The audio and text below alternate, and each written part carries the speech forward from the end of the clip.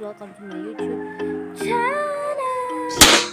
For today's video, it's all about educational plan. So the content of this video is all about my college life, holiday goals,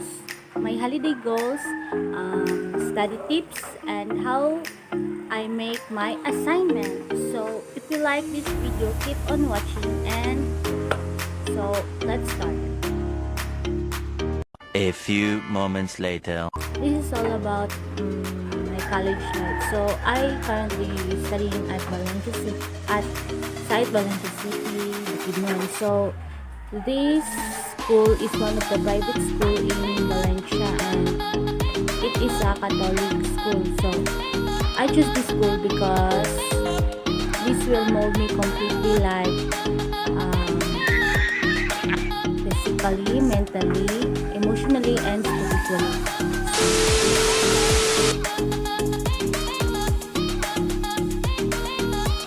Guys, my plan for holiday or my goals for holiday is to travel, mag-beach, bonding with family and friends, mag-eat bisag asa, tapos that's it. When pandemic is over, so maragin na nga akong goals ko kung wala na yung pandemic. So that's it.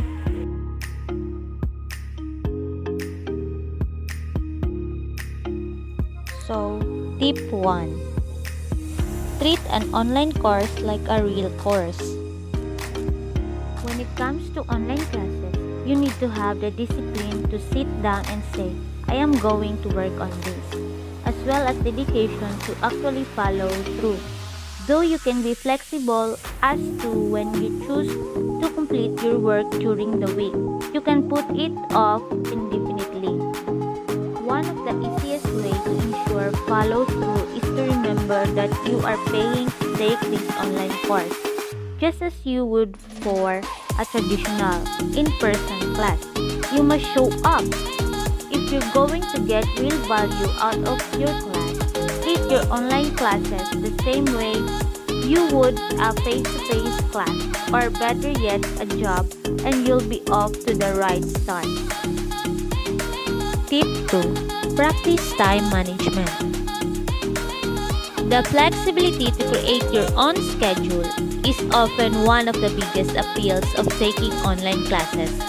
But that freedom can also be detrimental if you do not have solid time management skills. Without them, you might easily to find yourself cramming before classes or handing in subpar assignments. Though how you manage your time will depend on your schedule, learning styles, and personality. Here are some universally valuable tips to help you practice and improve your time management skills.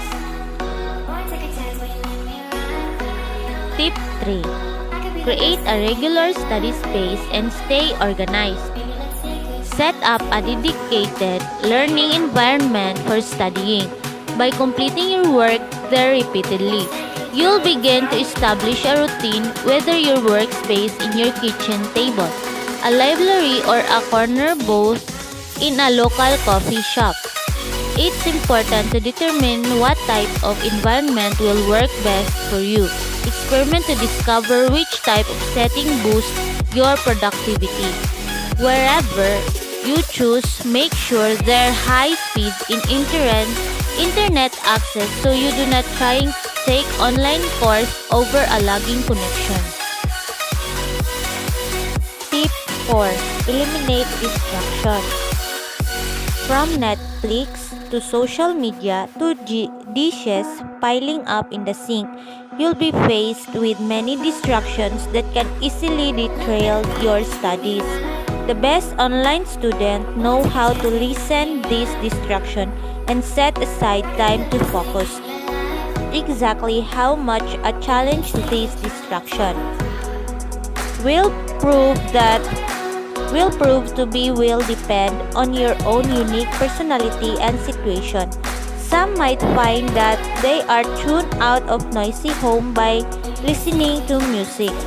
Others might choose to work from a local coffee shop or library to eliminate their urge of multitask at home.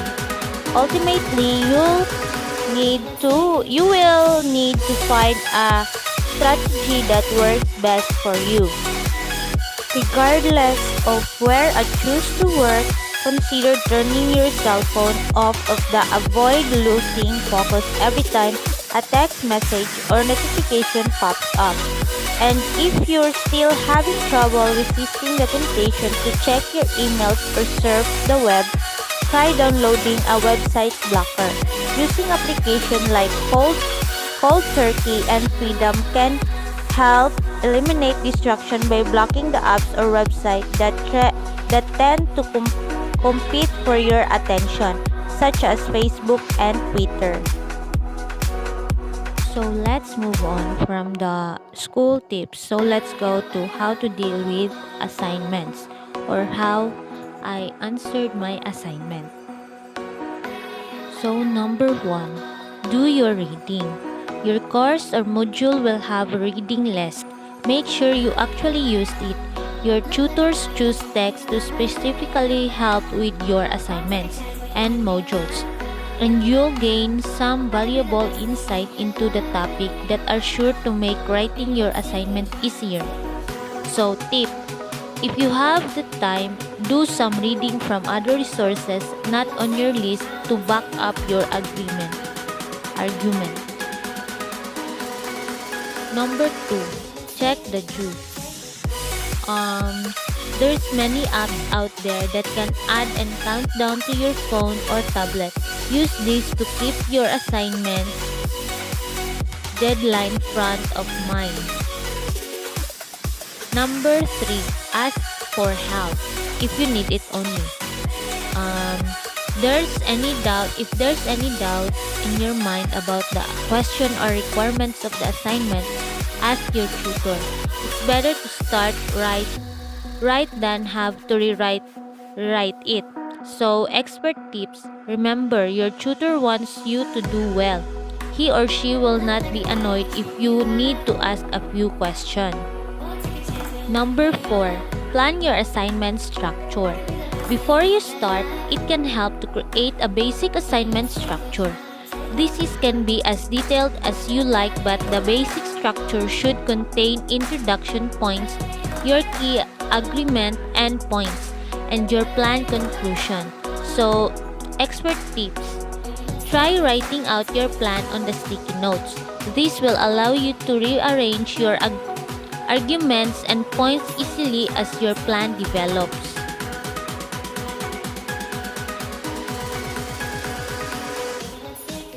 That's all, and hope it can help. Thank you for watching.